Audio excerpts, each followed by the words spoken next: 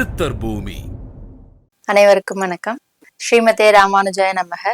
அடியேன் சுதா விமலன், ஸ்ரீரங்கத்திலிருந்து உங்கள் ஏஎல்பி மாணவி. எனக்கு இந்த வாய்ப்பினை அளித்த எனது குரு பொதுவுடைமூர்த்தி அவர்களுக்கு எனது நன்றியை தெரிவித்துக் கொள்கிறேன். 108 திவ்ய தேசத்துல இது 4வது திவ்ய தேசம், ஆதி திருவல்லரை அப்படின்னு பேர். ஒரு ஆத்மா பாவ புண்ணிய கணக்குப்படி ஒரு பிறப்பு இறப்பு அப்படிங்கிறது இருக்கும். ஆன்மா பிறந்து இறந்ததுக்கு அப்புறம் அந்த ஆன்மா வைகுந்த வாசலை நோக்கி செல்லும். அப்ப அங்க பாவ புண்ணிய கணக்கு பாக்குறவங்க இந்த ஆன்மா புண்ணியம் நிறைய செஞ்சிருக்குன்னா வைகுந்த வாசலுக்கு அனுப்புவாங்க. பாவங்கள் நிறைய செஞ்சிருக்குன்னா ஒரே ஒரு கேள்வி கேட்பாங்க, நீ இவ்வளவு பாவம் பண்ணிருக்க, உனக்கு ஒரு வாய்ப்பு தரேன், நீ ஆதி திருவல்லரை கோபுரத்தை அட்லீஸ்ட் தூரத்துல இருந்தாவது தரிசிச்சிருக்கியா அப்படின்னு கேட்பாங்களாம். அவங்க அந்த ஆன்மா நான் பார்த்திருக்கேன் அப்படின்னு சொன்னா, தரிசிச்சிருக்கேன் அப்படின்னு சொன்னா உள்ள விடுவாங்களாம். இல்ல அப்படின்னா திருப்பி நீ அந்த பிறப்பு எடுத்து அந்த கோவிலை தரிசிச்சுட்டு வா அப்படின்னு சொல்லி அனுப்புவாங்களாம். இது ஒரு வரலாறு. இந்த கோவிலை மனசால நினைச்சாலோ அல்லது தரிசிச்சாலோ அந்த கோவிலோட பெயரை சொன்னாலோ முக்தி அளிக்கக்கூடிய ஒரு கோவில் தான் ஆதி திருவல்லரை. இந்த கோவில் மிகவும் பழமையான கோவில். 3700 வருஷங்களுக்கு முன்னாடியே இந்த கோவில் வைஷ்ணவ பெரியவர்களாக மங்களாசாசனம் பண்ணப்பட்டது.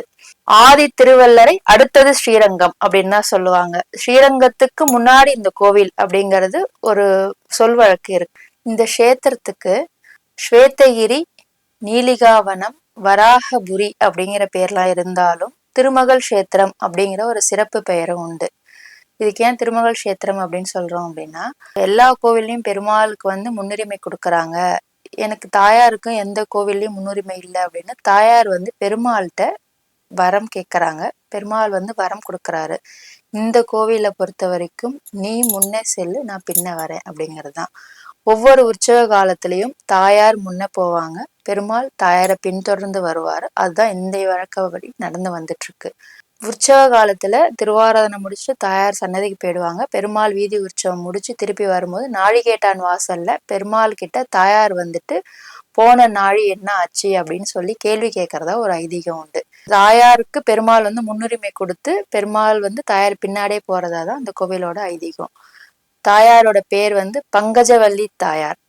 பெருமாளோட பேர் புண்டரியாக்ஷ பெருமாள், அதாவது தமிழ்ல செந்தாமரை கண்ணன், தாமரை போன்ற கண்கள் உடையவர் அப்படின்னு பேரு. இந்த பெருமாளுக்கிட்ட பக்கத்துல சூரியனும் சந்திரனும் சாம்பரம் வீசுவாங்க. பக்கத்துல அதுக்கு கீழே நின்ற திருக்கோலத்துல ஆதிசேஷனும் கருடனும்.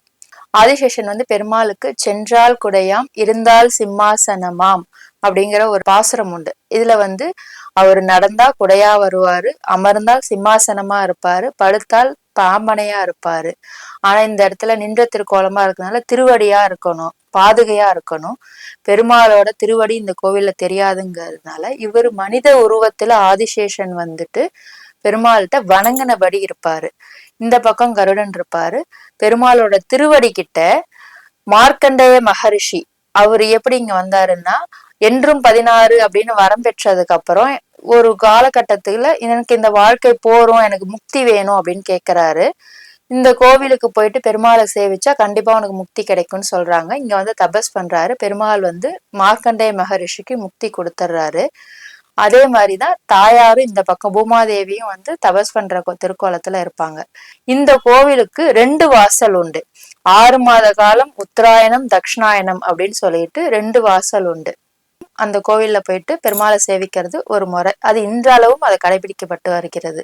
இந்த கோவில்ல ராமானுஜர் பசியா இருக்காருன்னு சொல்லிட்டு தாயார் தனக்கு அம்சிச்ச பிரசாதத்தை ராமானுஜருக்கு கொடுத்ததா ஒரு வரலாறு இருக்கு. இன்றளவும் அதே மாதிரி தாயாரோட அம்சிச்ச பிரசாதத்தை தான் ராமானுஜருக்கு கொண்டு போய் அம்சம் பண்றாங்க.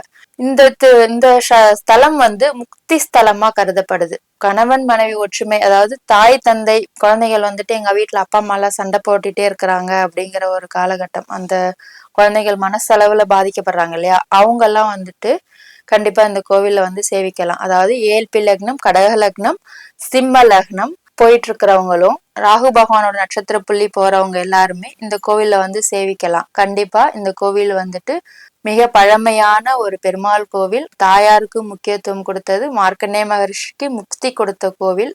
சந்திரன் சூரியனே வந்துட்டு இந்த கோவில்ல வந்து மனித உருவத்துல இருக்கிறதுனால கடக லக்னம் சிம்ம லக்னம் போயிட்டு இருக்கவங்க கண்டிப்பா இந்த கோவில்ல வந்து சேவிக்கணும்னு நான் கேட்டுக்கிறேன். அனைவருக்கும் நன்றி.